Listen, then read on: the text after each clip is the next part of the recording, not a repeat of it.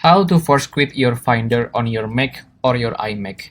So the first way to do it is you want to go to your top left of your screen and then click on the Apple logo. After that, you want to go to force quit right here, and then on Finder you want to click on it and then tap on relaunch, and there you go. Or if you cannot access your screen, you can go by your keyboard by clicking on Option, Command, and Escape at the same time. Option, Command, Escape, and it will appear the force quit application again, and choose on Finder and click on relaunch.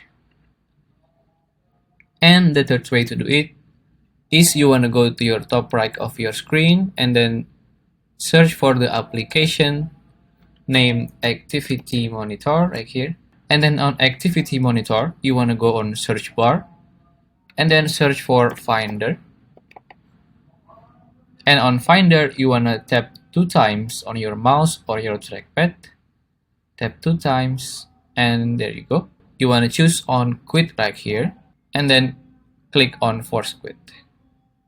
There you go. If you find this video useful, please consider like and subscribe.